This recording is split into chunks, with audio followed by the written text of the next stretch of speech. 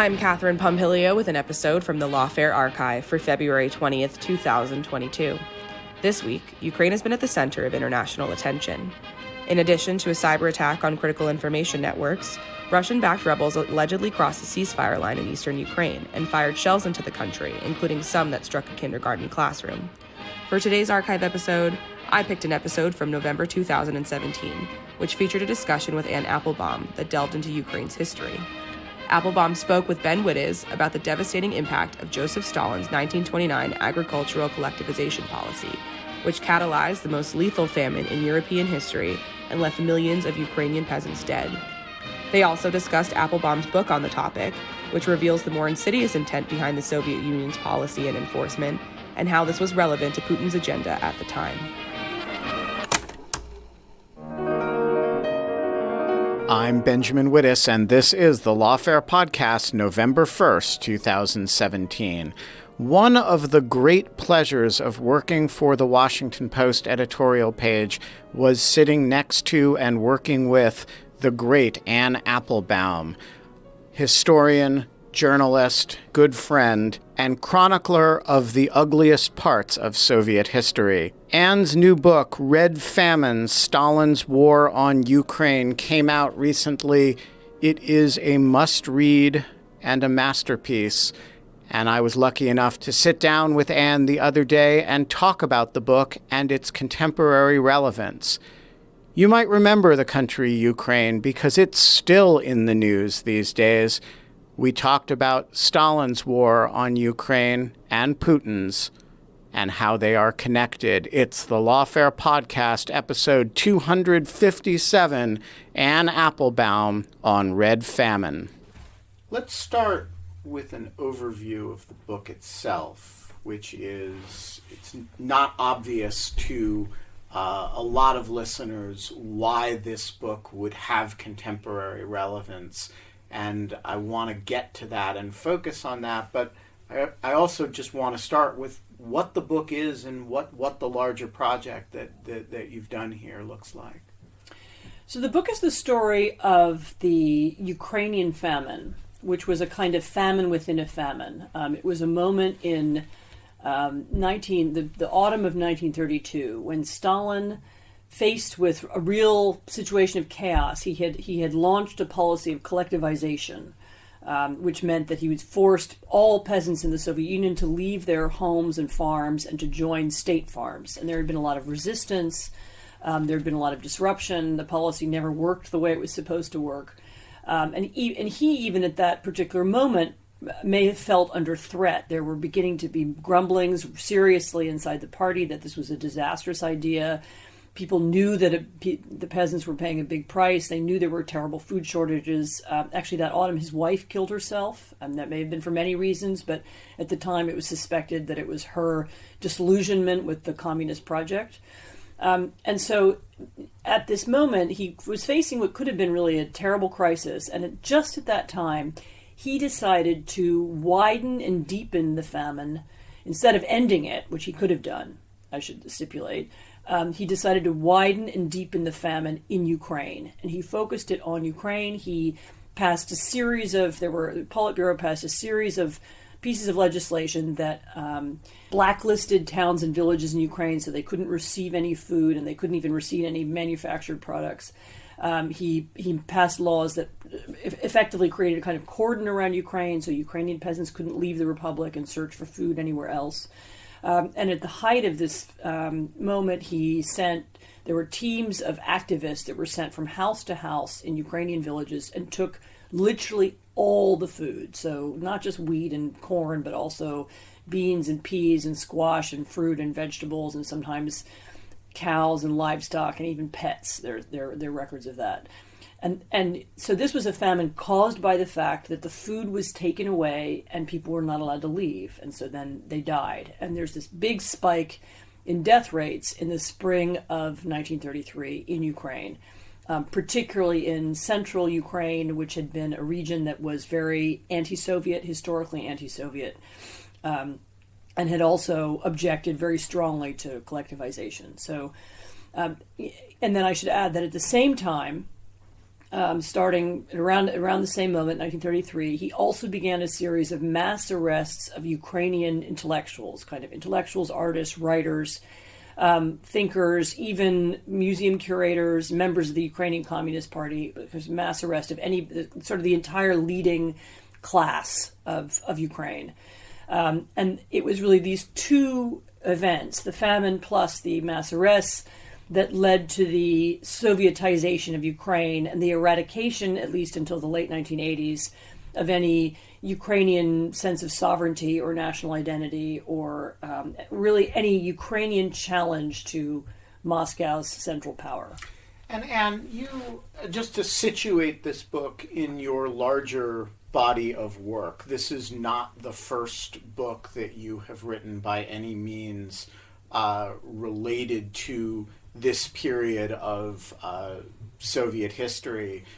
So situate it, if you can, for us against this larger body of work that starts with Gulag and has continued since. So yeah, my first big history book was a history of the Gulag, which was a history of the Soviet camp system. And actually I encountered the peasants in the Gulag story because a lot of them end up in the Gulag in the early 1930s, and they're really the first big population that comes into the camp system. I then wrote a book which is about the Sovietization of Central Europe, which happens after the war in the 1940s, and is done using somewhat different methods. But if you were, that book is really the proper companion of this book, because they're both books about how you Soviet, whatever verb you want to use, Sovietize or totalitarianize or or conquer really a country in a Stalinist method. And in all cases, it involved eradicating or repressing the leading intellectuals and the leading politicians of a particular country. In Central Europe, it involved a lot of pressure on civil society, newspapers, independent organizations. In Ukraine, which was a much more primitive place in the 1930s, it involved this terrible repression of the peasants who were rebellious. And in both cases, what it did was eliminated any alternative sources of power. So, Moscow just couldn't have any other poles of power. There couldn't be anybody else who had any alternative identity inside the Soviet sphere or who opposed the system. And that was, in that sense, I mean, they're quite different, the 40s and the 30s, but in that sense, that's what they have in common.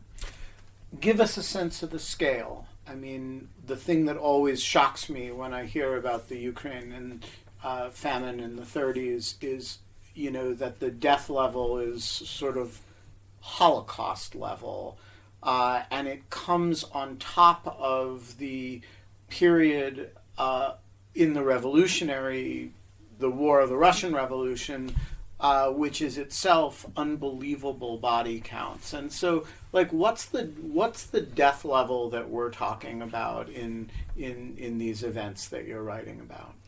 So in Ukraine, there is a group of demographers who've been working on this question actually for the last several years and working in local archives. And the best numbers that we have is about 4 million people die in the Ukrainian famine, and that's between about end of 1931 and 1934. So including this moment of this spike in 1933, and that's as set against the wider Soviet famine, which is about another 1 million people. So so you have 3.9 million in Ukraine. You have 5 million overall. And then, if you go back to the war that follows the revolution, the Civil War, Russian and Ukrainian Civil War, yeah. What does that add to the total? So I don't know the exact numbers, but that war, as I actually explain in the book, is really the precedent for the famine, both because it's a real, it was a terrible brutalization. It involved, for example, pogroms of Jews in Ukraine and elsewhere. And that's, I don't know that the numbers there are millions, but there are certainly hundreds of thousands in the Civil War. And it's also an important precedent because the Civil War was a moment when Stalin was very involved in Ukraine. He was the Commissar of Nationalities in the first Soviet government, and it was his responsibility to put down Ukraine. And the both the Ukrainian national movement. There was actually a moment in 1917 when Ukraine declared independence. It tried to become its own state, and the defeat of that state was one of Stalin's early responsibilities. And kind of vast peasant rebellion that happens in 1919 as a result of the Bolsheviks' first invasion is also one of his responsibilities to put that down. And so when he's in 1932, when he's looking at this problem of Ukraine during the collectivization, he's not acting out of, it's not a blank slate. I mean, he has in his head the recollection and memory of 1917. He's talking about it. He's referring to it. He talks about the Ukrainians being unreliable. We know about them. They're Petlurists, he says, and Petlura was one of the leaders of the Ukrainian national movement during the Civil War. And so he sees Ukraine as this potential challenge, dating back, a decade. I asked you to do this podcast because at the book party for the launch of this book, you situated this famine and these sets of events against the much more recent Ukrainian-Russian or attitudes on the part of Putin toward Ukraine that led to his response to the Maidan and the subsequent war and invasion. Walk us through that. Why should anybody, other than interest in history itself, which is of course a self-justifying reason, but somebody who's interested in the contemporary Russian-Ukrainian relationship and one which in turn has spin-off effects for the Russian-American relationship, why should they be interested in this period? So when Putin in 2014, if you remember, there had been elected in Ukraine as to the presidency of Ukraine, by the way, advised by Paul Manafort. There was a Viktor Yanukovych became president. He immediately began to encroach on the Ukrainian constitution.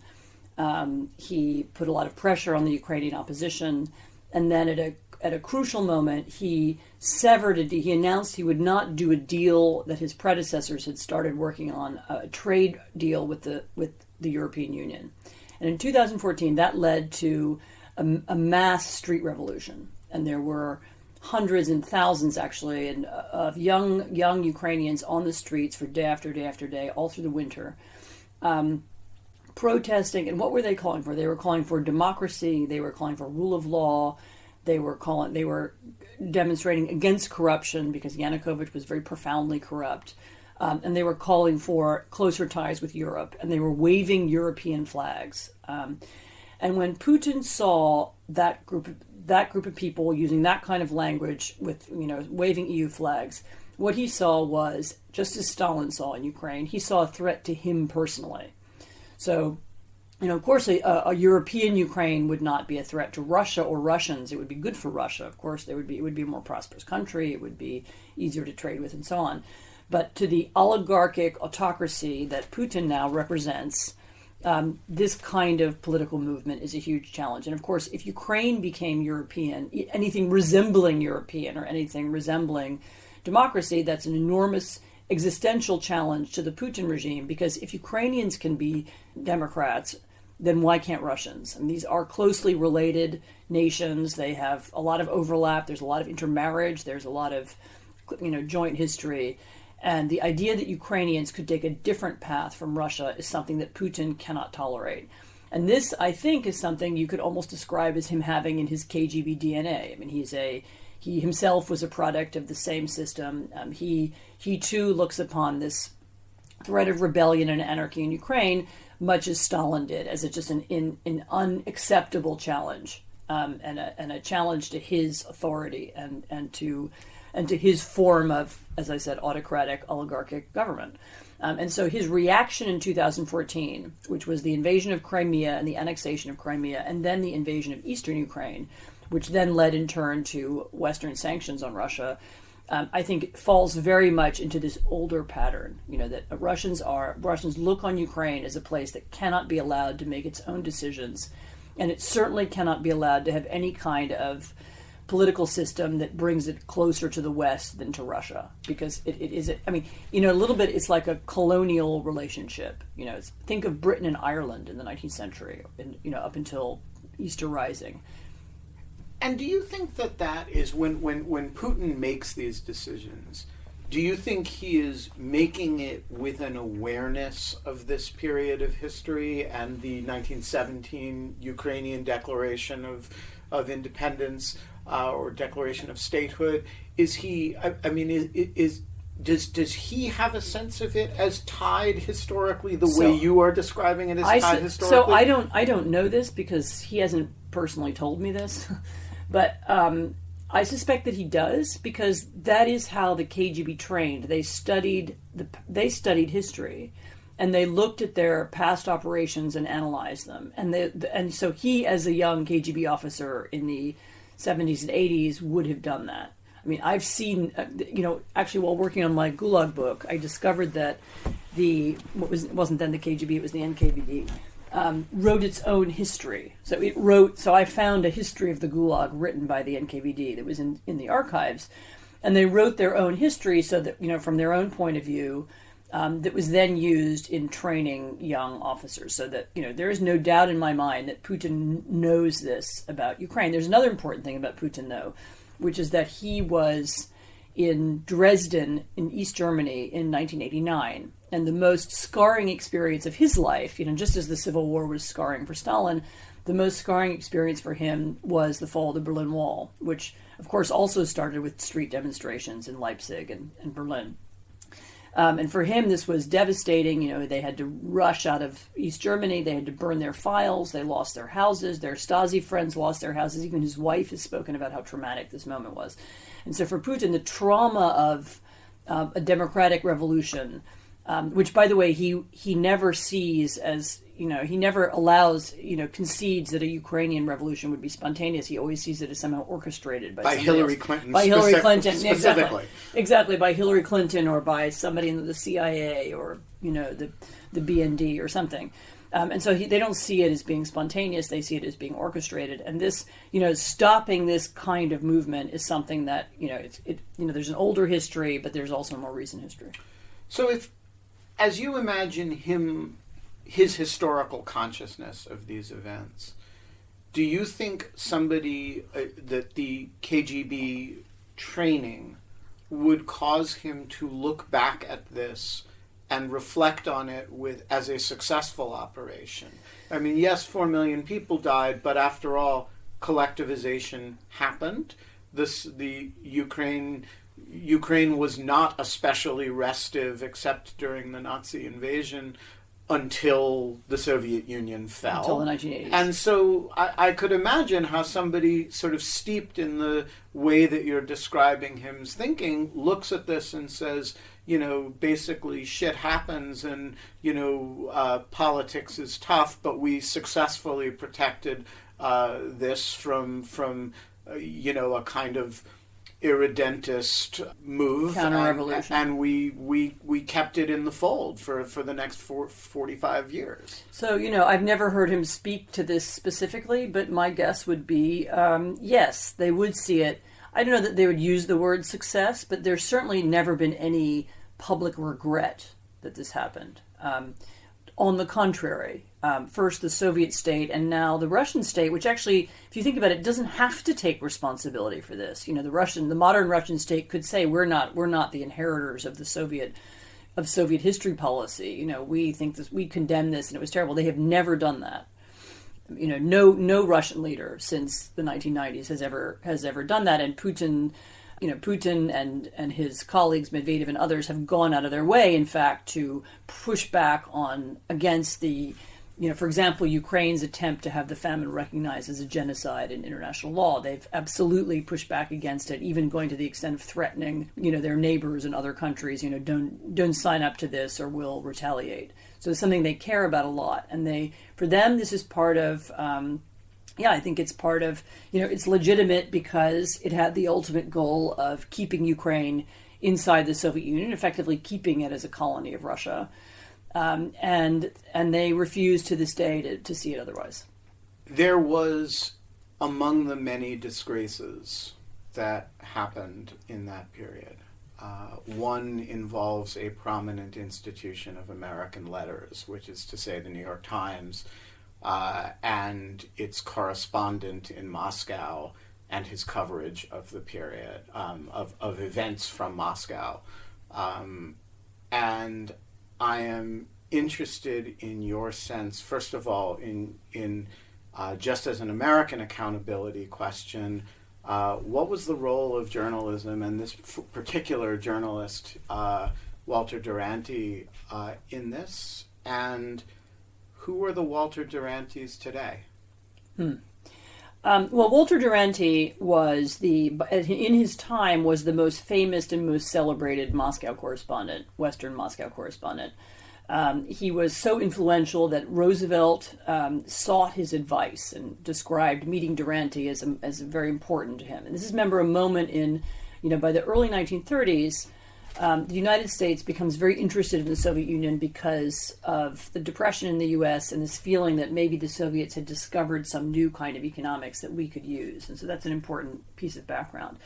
Durante won the Pulitzer Prize in 1931 for writing a series of glowing articles about collectivization and industrialization and how well the Soviet Union was doing, essentially. And he had this attitude. He wasn't left-wing. He wasn't a communist. He was sort of, his attitude was, I'm a realist. I can see there's some downsides to this, bad luck on, the starving peasants, but, you can't make an omelet without breaking eggs, which was literally a phrase that he used in one of his articles. He certainly knew about the famine, and we know that because he had a long conversation. He was actually British, and he had a long conversation with a British diplomat in Moscow who reported it in a cable sent home. And then the diplomat wrote, well, yes, Mr. Durante thinks that maybe 10 million people have died, but he hasn't shared this piece of information with his American readers. So he never wrote about the famine. And not only that, when there was one reporter who was not in Moscow, it was very difficult, I should say, for any Moscow correspondent to write anything at that time that was counter to Soviet wishes because of censorship, and you could just be chucked out of the country. There was one exception to this, which was a young Welsh reporter who spoke Russian, who came to Moscow in 1933 in March, and because of some connections and his links to Lloyd George and the former British Prime Minister, got permission to go to Kharkiv in Ukraine. Took a train to Kharkiv, got off the train in the middle of the tracks, started walking down the tracks through the countryside in the middle of the famine, and saw everything.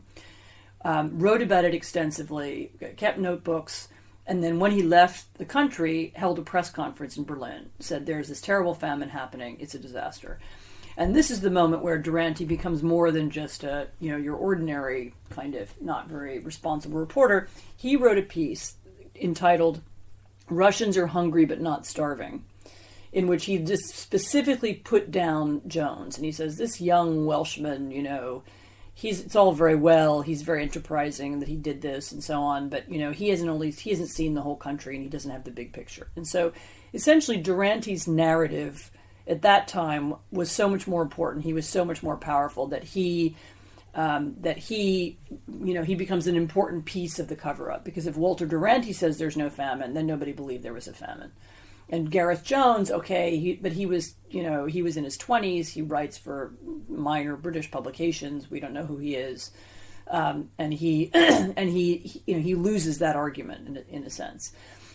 And so what Durante does is he presents Washington and New York with the version of events that they want to hear. People are interested at that moment in hearing that there are successes in the Soviet Union because they want to imitate them. Whatever we also want to do central planning. We also want to do industrialization.